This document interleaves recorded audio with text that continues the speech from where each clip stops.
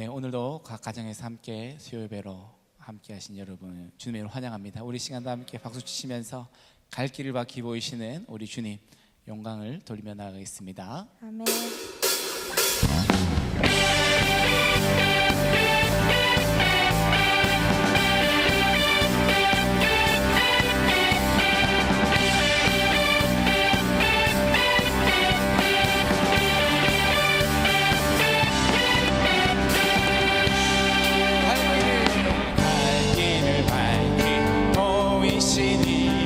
주 앞에 빨리 나갑시다. 우리를 찾는 그 주 예수 고노라 하신 박수.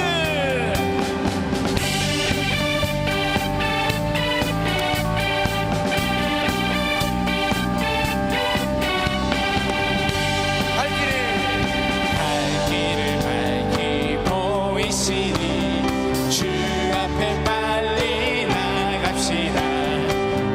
우리를 찾는 그 주 예수 고노라 하시네. 죄악 벗으리니 영원히 기뻐 뛰며 주를 보겠네. 하늘에 계신 주 예수를 영원히 섬기 우리를 보라 하시는 말 기쁘게 듣고 즐겨하세. 그 주를 믿기 지체 말고 속속히 나가세. 아멘. 죄악 벗으리니 영원히 기뻐 뛰며 주를 보겠네. 하늘에 계신 주 예수를 영원히 섬기 죄악 벗으리니 영원히 기뻐 뛰며 주를 보겠네.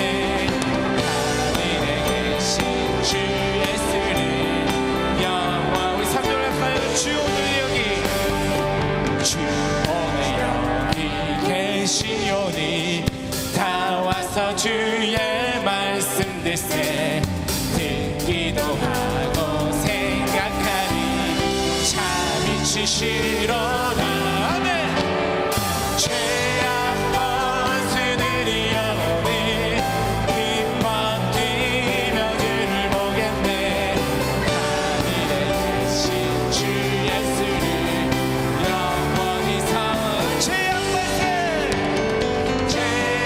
벗으리니 영원히 기뻐 뛰며 주를 보겠네. 하늘에 계신 주 예수를 영원히 한 번 더 이렇게 죄악 벗으리니 영원히 기뻐 뛰며 주를 보겠네. 하늘에 계신 주 예수를 영원히 섬기리. 할렐루야. 할렐루야. 우리 갈 길을 밝히신 주님 주님께 감사 영광 박수를 드립니다. 할렐루야. 할렐루야. 아멘. 아멘.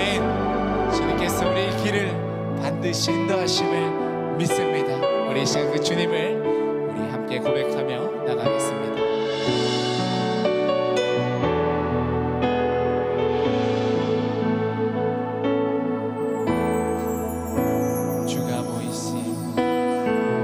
주가 보이신 생명의 얘기 나 주님과 함께 사는 마음을 드리며 주님 앞에 나가리. 나의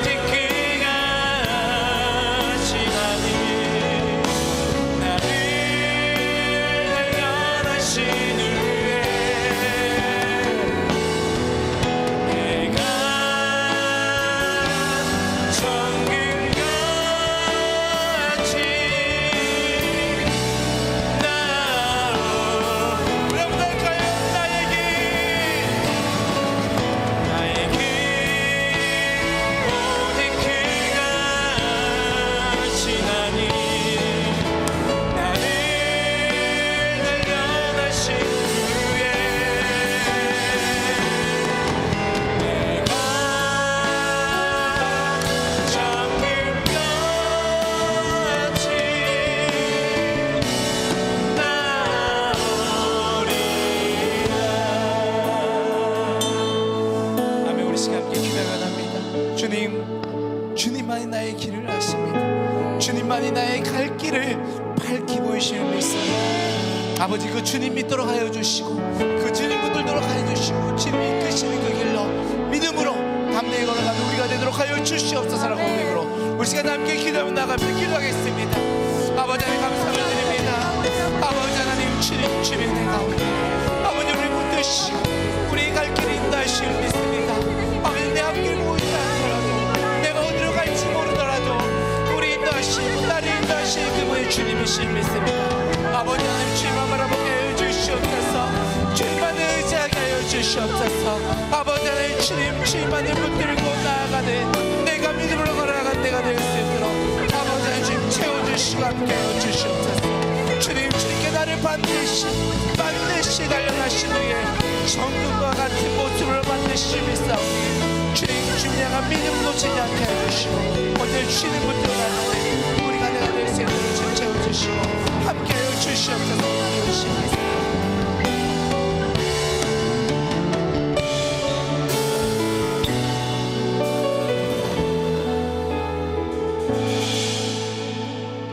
이 모든 말씀을 우리를 인도하실 우리 주 예수 그리스도의 이름으로 간절히 기도드립니다. 아멘.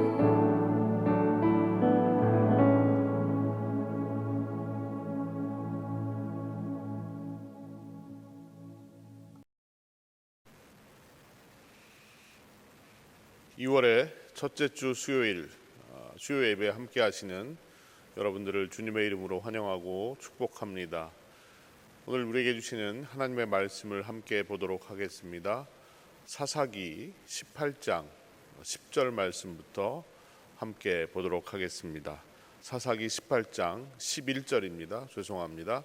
11절부터 20절까지의 말씀 한 목소리로 같이 한번 읽어보도록 하겠습니다.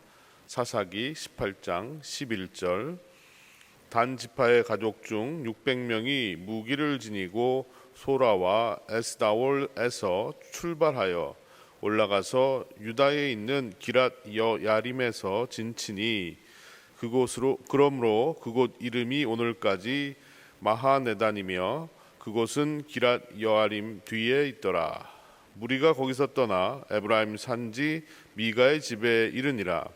전에 라이스 땅을 정탐하러 갔던 5사람이 그 형제들에게 말하여 이르되 이 집에 에봇과 드라빔과 새긴 신상과 부어 만든 신상이 있는 줄을 너희가 아느냐. 그런즉 이제 너희는 마땅히 행할 것을 생각하라 하고 5사람이 그쪽으로 향하여 그 청년 레위 사람의 집 곧 미가의 집에 이르러 그에게 문안하고 단 자손 600명은 무기를 지니고 문 입구에 서니라. 그 땅을 정탐하러 갔던 5사람이 그리로 들어가서 새긴 신상과 에봇과 드라빔과 부어 만든 신상을 가져갈 때에 그 제사장은 무기를 지닌 600명과 함께 문 입구에 섰더니 그 5사람이 미가의 집에 들어가서 그 새긴 신상과 에봇과 드라빔과 부어 만든 신상을 가지고 나오매 그 제사장이 그들에게 묻되 너희가 무엇을 하느냐 하니 그들이 그에게 이르되 잠잠하라. 내 손을 입에 대라.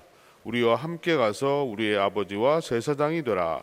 내가 한 사람의 집에 제사장이 되는 것과 이스라엘의 한 지파 한 족속의 제사장이 되는 것 중에서 어느 것이 낫겠느냐 하는지라. 그 제사장이 마음에 기뻐하여 에봇과 드라빔과 새긴 우상을 받아 가지고 그 백성 가운데로 들어가니라. 아멘. 여러분 아보카도 좋아하시나요?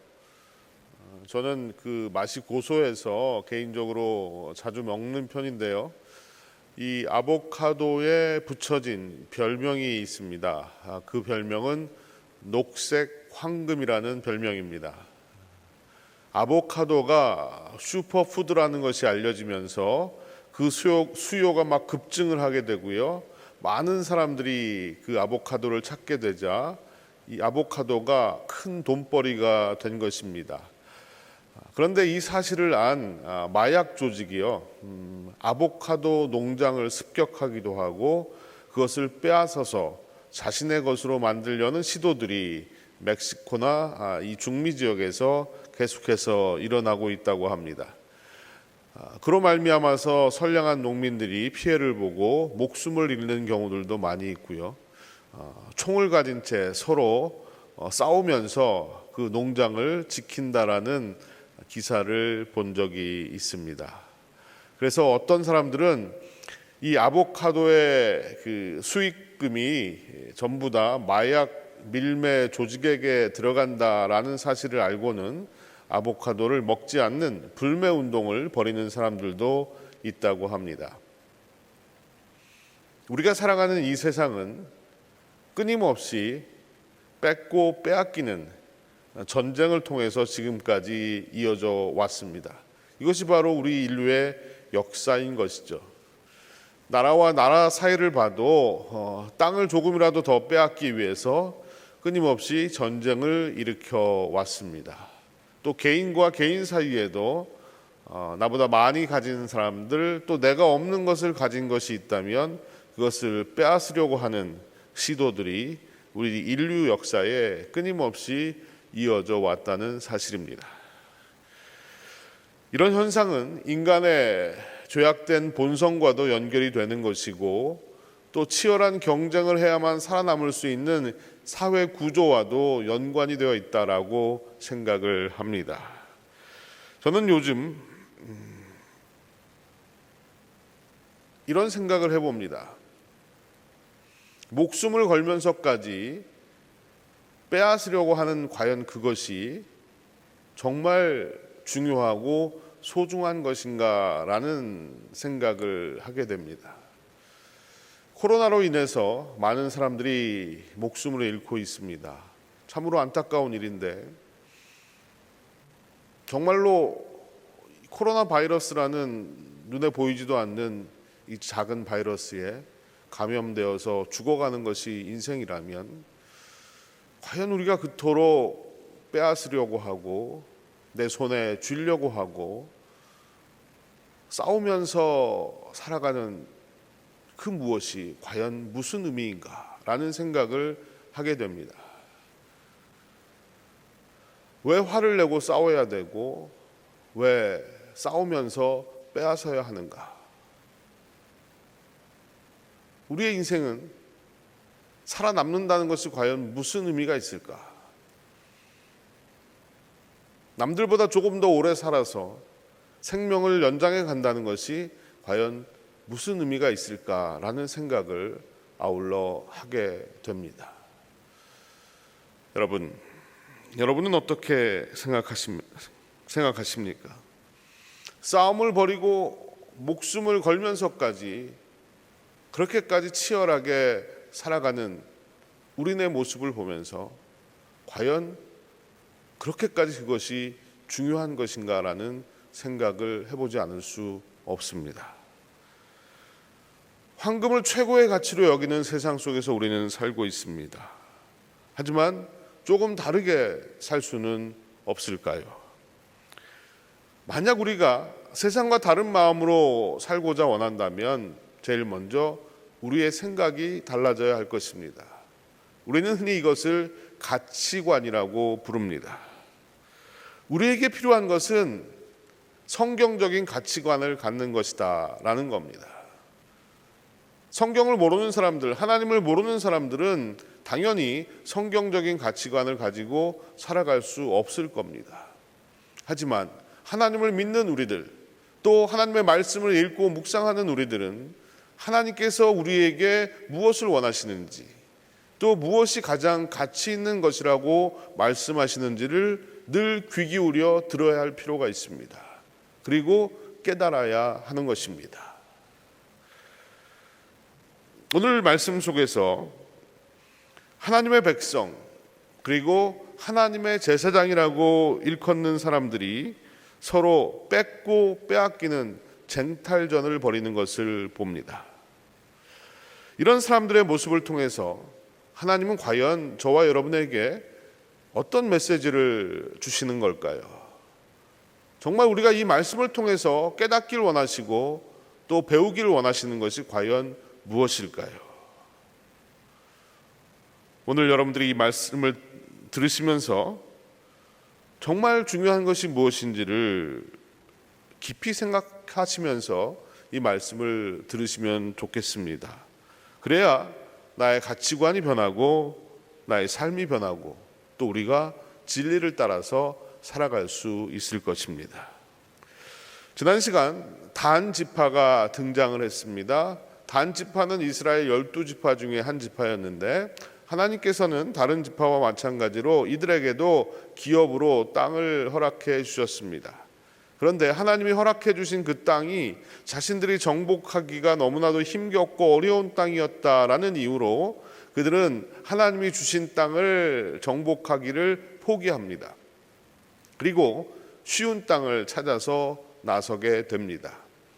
5명의 정탐꾼들을 뽑아서 자신들이 쉽게 차지할 수 있는 땅이 어딘지를 살펴보라고 합니다. 그래서 그들은 여기저기 다니게 되겠죠. 그러다가 우연히 미가라는 사람의 집에 찾아가게 됩니다. 에브라임 산지에 있는 미가라는 사람의 집에 찾아가서 미가의 제사장이라는 사람도 만나고 미가의 집 안에 있던 에봇과 드라빔과 또 각종 그 신상들을 직접 눈으로 보게 됩니다. 그리고 미가의 집을 떠나서 북쪽에 있는 라이스라는 곳까지 정탐을 하고 그들은 돌아가서 보고를 하게 되는데 어떻게 보고를 했냐면 우리가 나가서 싸우자, 그리고 그 땅을 정복하자라고 이야기합니다. 그러면서 그들이 덧붙인 말이 있습니다. 하나님이 우리에게 주신 땅이다 라고 말합니다. 여러분, 정말 하나님이 그들에게 주신 땅은 따로 있었습니다. 그런데 그 땅을 차지하기 힘들고 어렵다는 이유로 그 땅은 내버려 두고 자신들이 차지하기 쉬운 땅을 찾아서 거기에 어떤 정당한 명분을 만들어내기 위해서 하나님이 주신 땅이다라는 이야기를 하고 있습니다. 그 결과 어떤 일이 벌어질까요? 11절에서 13절 말씀을 한번 보도록 하겠습니다. 단지파의 가족 중 600명이 무기를 지니고 소라와 에스다올에서 출발하여 올라가서 유다에 있는 기랏 여야림에 진치니 그러므로 그곳 이름이 오늘까지 마하네단이며 그곳은 기랏 여야림 뒤에 있더라. 무리가 거기서 떠나 에브라임 산지 미가의 집에 이르니라. 자, 이제 그 땅을 정복하기 위해서 600명이 무장을 합니다. 그리고 에브라임 산지에 있는 미가의 집 앞에까지 이르게 되었다는 것이죠. 근데 중간 기착지가 있었는데 거기가 기랏 여야림이라는 곳이었습니다. 거기다 진을 치고 그곳 이름을 마하네단이라고 이름 짓게 되는데 이 마하네단이라는 말의 뜻은 단의 진영이다라는 그런 뜻입니다. 아예 이곳을 단 지파의 영역이다라고 영역 표시까지 해버린 겁니다. 드디어 미가의 집 앞에 이르러서 그들은 이제 행동을 본격적으로 개시하기 전에 먼저 5명의 정탐꾼들이 나머지 600명에게 이런 말을 합니다. 14절 말씀을 보시겠습니다. 전에 라이스 땅을 정탐하러 갔던 5사람이 그 형제들에게 말하여 이르되 이 집에 에봇과 드라빔과 새긴 신상과 부어 만든 신상이 있는 줄을 너희가 아느냐? 그런즉 이제 너희는 마땅히 행할 것을 생각하라 하고, 자신들이 이 집에 왜 왔는지를 그 이유를 다시 한번 상기시켜주고 있습니다. 그러면서 하는 말이 4가지를 얘기하는데 에봇과 드라빔과 새긴 우상, 이것은 지난 시간에도 제가 좀 설명을 드렸지만 직접 뭐 돌을 쪼았다든지 나무를 쪼아가지고 만드는 그런 우상을 의미한다라고 말씀드렸고요. 또 부어 만든 우상, 이것은 뭐 금이나 은이나 동 같은 것들을 녹여가지고 만들어낸 우상을 의미하는 겁니다. 자, 이런 것들이 집안에 있다라고 얘기합니다. 왜 이런 것들을 언급하는 것일까요? 그 속내는 뒤에 나오는 말 속에 담겨져 있습니다. 그런즉 이제 너희는 마땅히 행할 것을 생각하라. 이 말은 너희가 여기에 왜 왔는지를 생각해 보라는 겁니다. 대놓고 이러이러한 것들을 빼앗자라고 얘기하지 않았습니다. 왜 그랬을까요? 그들 자신도 자신이 하고 있는 이 행위의 정당성을 찾기가 어려웠던 겁니다. 그래서 돌려서 얘기하고 있습니다. 우리가 그것을 빼앗아 가자라고 얘기하지 않고 한번 생각해 봐라 라고 돌려 말하고 있는 겁니다. 아무리 생각해도 자기들 스스로도 과연 지금 자신들의 행동이 정당한지 알 수가 없었습니다. 또 정당하지 않다는 것을 알았습니다. 그럼에도 불구하고 그들은 주저없이 이 일을 감행하고 있습니다. 먼저 5명이 앞장섭니다. 15절 말씀을 보시기 바랍니다. 5사람이 그쪽으로 향하여 그 청년 레위 사람의 집 곧 미가의 집에 이르러 그에게 문안하고. 여기서 청년 레위 사람의 집이란 표현은 사실은 미가의 집이 맞는데 굳이 청년 레위 사람의 집이라고 말한 것은 이 단지파 사람들이 목적이 바로 청년 레위 사람에게 있었다는 것을 보여주고 있습니다. 다시 말하면 지금 이들은 이 청년 레위 사람을 자신의 사람으로 만들고자 하는 목적을 가지고 있었다는 겁니다. 그래서 5명은 레위 사람을 만나서 먼저 문안합니다. 여기서 문안이라는 이 말은 샬롬이란 말인데 평안을 빌어주는 인사, 이스라엘 사람들이 지금도 흔히 하고 있는 인사입니다. 그런데 여기서 우리는 무서운 인간의 이중성을 보게 되는 겁니다. 지금 이들은 약탈을 하기 위해서 이 집에 들어가고 있습니다.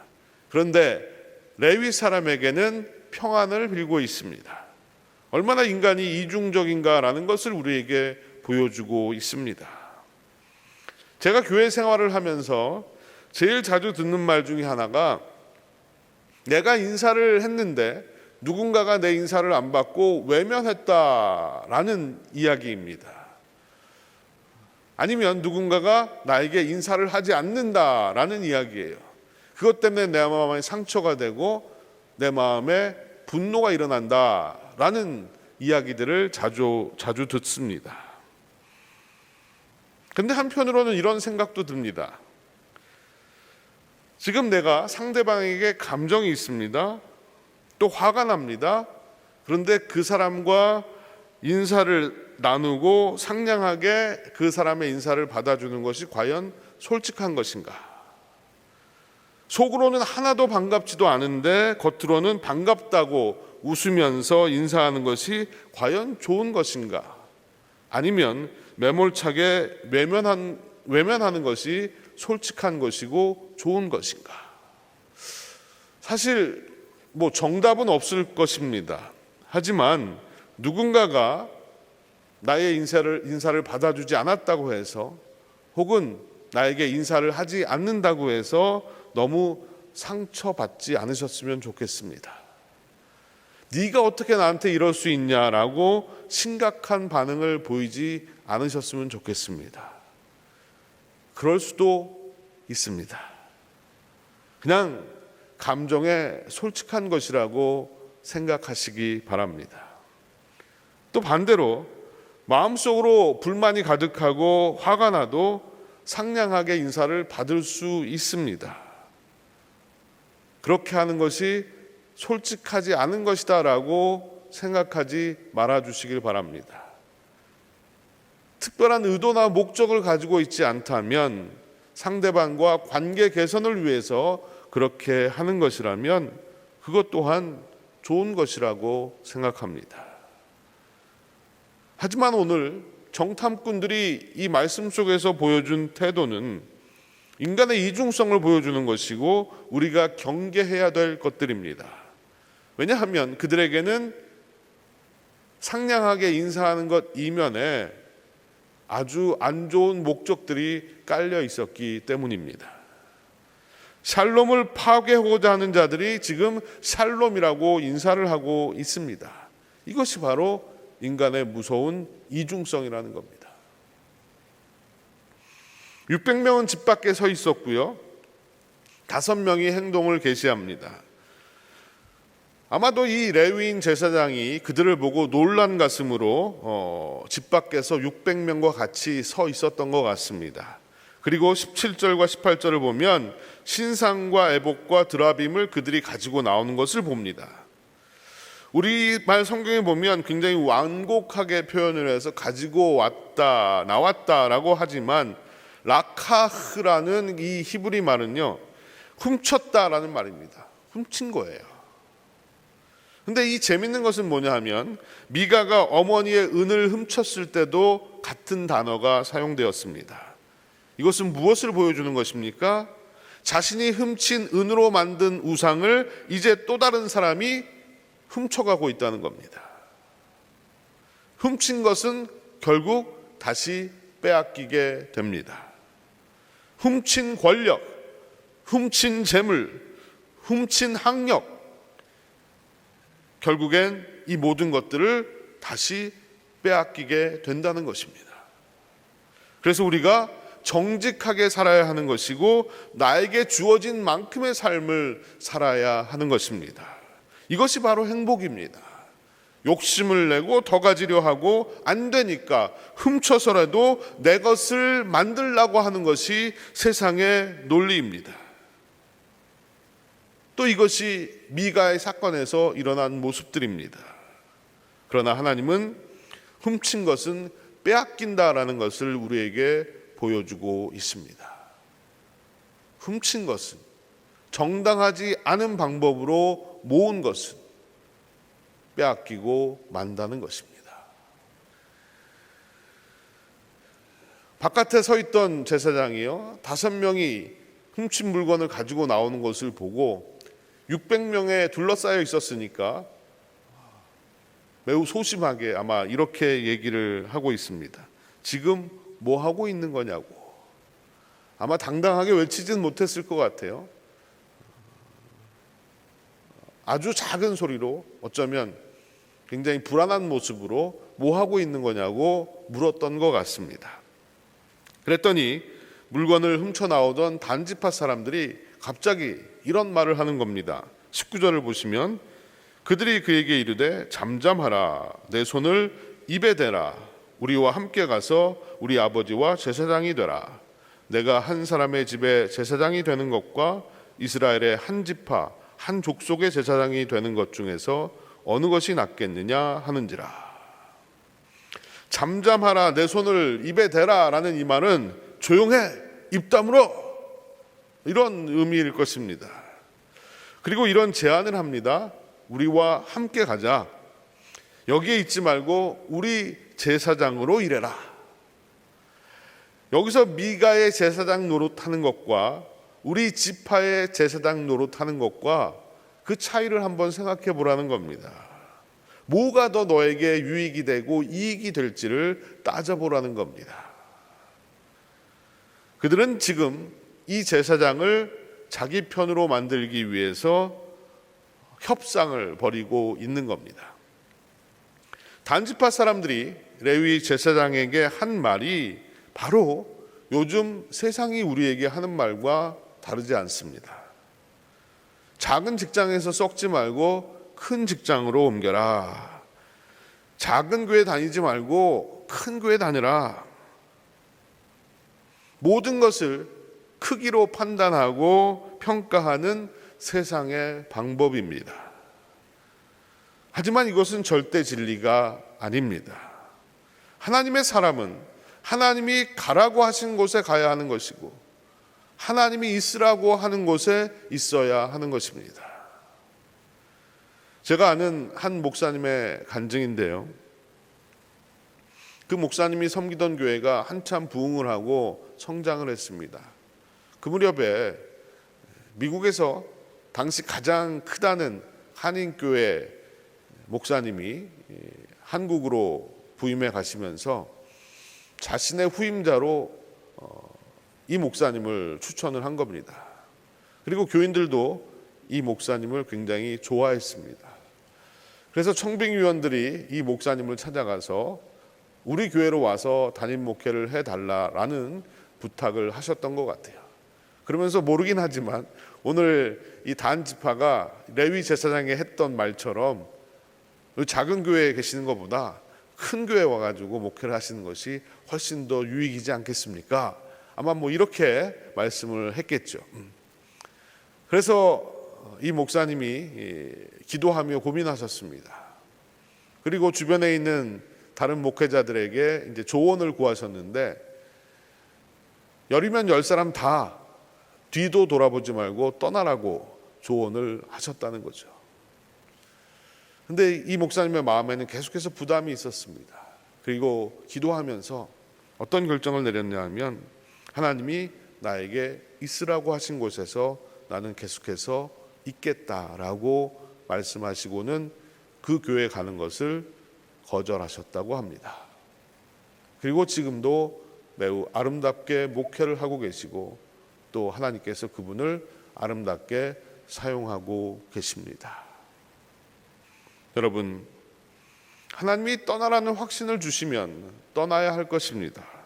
하지만 그 기준이 큰 것이 되어서는 안 된다는 겁니다. 나에게 하나님이 주신 사명, 또 나의 분량이 그 기준이 되어야 하는 것입니다. 단지 크기로만 결정하고 판단하면 오히려 그것이 나에게 불행의 씨앗이 될 수 있습니다. 우리의 판단의 기준이 크기가 되지 않도록 늘 기도하며 하나님의 뜻을 구하는 저와 여러분이 되었으면 좋겠습니다. 크다고 하는 것은 인간적인 생각일 뿐이지, 하나님도 과연 큰 것을 좋아하시는가? 우리는 이 사실을 한번 깊이 생각해 봐야 합니다. 오늘 다시 한번 이 말씀을 통해서 우리의 시선이 너무나도 크고 높은 것에만 집중되어 있지는 않는지, 이 사실을 기억하면서 하나님의 뜻을 구하는 우리 모두가 되었으면 좋겠습니다. 단지파 사람들에게 귀가 솔깃한 제안을 받은 이 제사장은 어떤 반응을 보였을까요? 20절 말씀을 보겠습니다. 그 제사장이 마음에 기뻐하여 에봇과 드라빔과 새긴 우상을 받아가지고 그 백성 가운데로 들어가니라. 이 제사장의 모습을 보면 일말의 고민도 없이 바로 반응이 나오는 것을 봅니다. 그리고 이 상황을 매우 기뻐하고 있습니다. 그리고 에봇과 드라빔과 우상, 자신이 제사장 노릇을 하려면 필요한 도구들입니다. 그것들을 챙겨서 그들에게 투항합니다. 이 장면은 사실 굉장히 슬픈 장면입니다. 우리는 여기서 인간의 배신을 보기 때문입니다. 사실 미가의 입장에서는, 물론 미가도 나름대로 목적을 깔고 이 레위인을 제사장으로 세운 것은 분명합니다. 하지만 올 때 갈 데 없는 사람을 불러다가 자신의 집에서 살게 만들어주고, 또 제사장의 직분까지 주어서 자기를 제사장 만들어준 사람이 바로 미가였습니다. 그런데 그가 자신에게 더 유리한 상황을 만나자 순식간에 미가를 배신합니다. 그리고 그 자리를 떠납니다. 몸만 떠나는 것이 아니라 미가의 물건이었던 에봇과 드라빔과 그 신상까지도 다 챙겨서 그곳을 떠나게 됩니다. 이 장면에서 우리는 인간이 가지고 있는 기회주의적인 성향을 기억해야 할 것입니다. 사람은 언제든지 자신의 유익과 자신의 이익을 따라서 떠나갈 수 있습니다. 우리는 이 사실을 인지하고 살아야만 슬프지만 덜 슬플 수 있습니다. 이런 모습은 단지 다른 사람에게뿐만이 아니라 나에게도 있다는 사실을 알아야 합니다. 세상에 믿을 사람 하나도 없다라는 말이 있습니다. 그런데 다른 사람도 나를 그렇게 보고 있지는 않을지요. 다른 사람도 나를 그렇게 보고 있는지도 모릅니다. 결국 사람을 믿지 말라는 그런 말씀이 아니라 사람은 믿을 만한 존재가 되지 못한다는 것을 잊지 마시라는 겁니다. 사람을 향한 믿음이 사라지면 세상은 정말 삭막해질 수밖에 없습니다. 그러기에 사람을 믿고 내 곁에 믿을 만한 사람을 두시되 언제든 잘못하고 실수할 수 있다는 사실도 인정하셔야 됩니다. 나도 그렇게 살고 있으니까요. 이 사실을 우리가 망각하고 산다면 끊임없는 배신의 상처로 아파하면서 살 수밖에 없습니다. 오늘 우리는 이 말씀을 보면서 한 가지 중요한 질문을 던져야 합니다. 그것은 왜 이런 일이 벌어지게 되었는가라는 것입니다. 여러분, 왜 이런 일이 벌어졌다고 생각하십니까? 모든 일은 바로 미가라는 사람으로부터 시작된 겁니다. 미가의 탐욕이 낳은 자업자득입니다. 미가는 레위 청년을 제사장으로 고용하고 그를 통해서 복받기를 원했습니다. 이 과정에서 그는 하나님의 뜻을 따르지 않았습니다. 편법과 세상의 논리를 따랐습니다. 이 일로 결국 자신은 에봇과 드라빔과 어머니의 은을 훔쳐서 만들었던 신상마저도 빼앗기고 말았습니다. 하나님을 배신한 미가가 결국 레위인 제사장에게 배신을 당하고 말았습니다. 여러분, 우리가 사람을 배신할 수 있을지는 몰라도 하나님을 배신해서는 안 됩니다. 그럼에도 저를 포함한 많은 사람들이 하나님을 배신하면서 살고 있습니다. 배은망덕이라는 말이 있지 않습니까? 어쩌면 우리는 하나님 앞에서 배은망덕한 자들일지도 모릅니다. 그럼에도 불구하고 하나님은 여전히 우리를 사랑하시고 우리에게 은혜를 베풀어 주십니다. 우리는 하나님이 아닌 다른 것에서 복을 받기 위해서 지금도 하나님을 배반하면서 살아갑니다. 마치 하나님을 그냥 장식품처럼 구석에 모셔놓고 다른 것들을 추구하고 바라보면서 살고 있더라는 겁니다. 여기서 우리가 두 번째 던져야 할 질문이 있습니다. 그것은 도대체 에봇과 드라빔과 신상이 뭐길래 그것들을 빼앗기 위해서 혈안이 되었는가 하는 겁니다. 사실 에봇과 드라빔은 어울리지 않은 조합입니다. 에봇이라는 것은 제사장이 입는 조끼 같은 것이었는데 하나님의 뜻을 구하기 위해서 그들이 그것을 입고 하나님의 전안에 들어가서 하나님의 뜻을 구할 때 사용했던 옷입니다. 또 드라빔은 일종의 가족 우상입니다. 야곱의 이야기를 여러분들이 보시면서 기억하시겠지만요, 야곱이 밧단 아람을 야반 도주할 때 야곱의 아내였던 라헬이 아버지의 집에 있던 이 드라빔을 훔쳐서 달아납니다. 왜 그랬을까요? 그것이 바로 자신의 가정을 지켜준다는 그런 헛된 우상에 빠져 있었던 겁니다. 그리고 그 드라빔이 자기 자신에게 유익을 줄 것이라는, 복을 줄 것이라는 생각도 있었을 겁니다. 그런데 이 라헬의 이런 생각이 바로 사사기에 나오는 이 사람들에게도 동일하게 있었다는 거죠.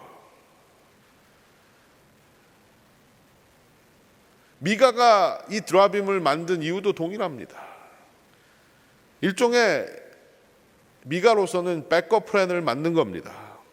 하나님께 복을 받지 못하면 이 드라빔을 통해서 내가 복을 받아야 되겠다라고 생각한 거죠.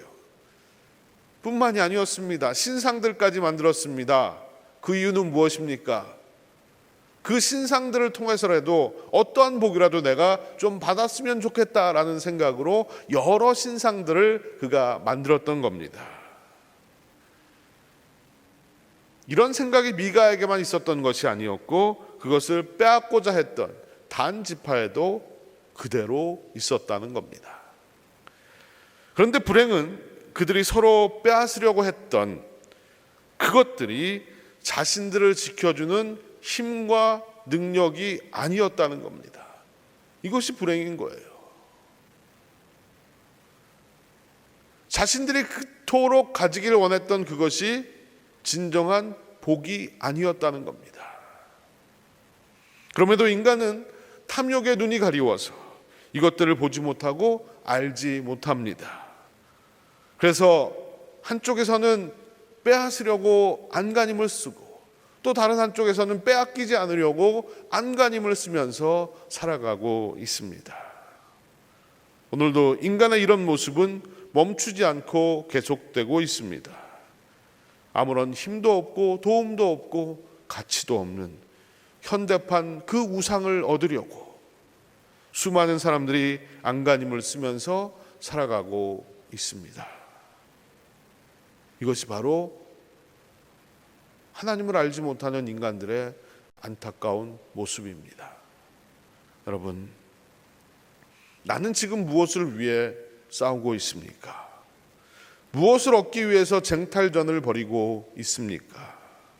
내가 매일 집중하고 애쓰고 수고하는 모든 것이 우상을 얻기 위해서라면 지금 돌이켜야 합니다.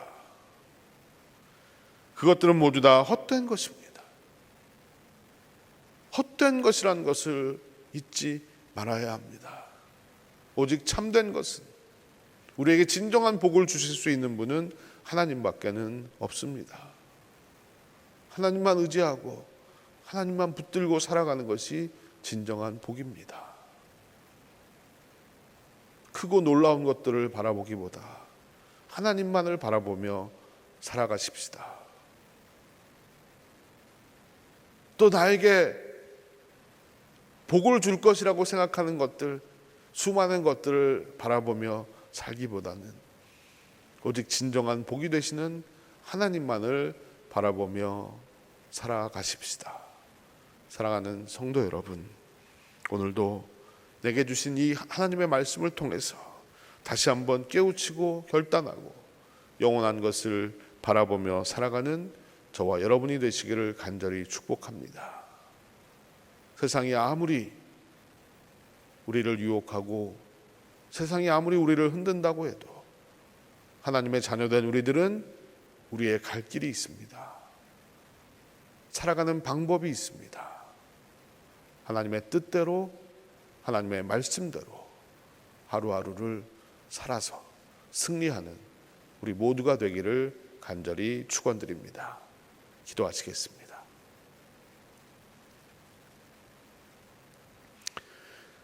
살아계신 주님, 인간의 연약함과 인간의 딜레마가 오늘도 말씀 속에서 우리에게 보여집니다. 겉과 속이 다른 인간의 모습, 언제든지 이익을 위해, 유익을 위해 누군가를 배신할 수 있는 인간의 모습, 끊임없이 탐욕에 물들어서 무언가를 빼앗으려 하고 또 얻어내려고 하는 수단과 방법을 가리지 않고 남보다 앞장서려고 하는 이 연약한 인간의 모습이 우리에게도 있는 것은 아닌지요.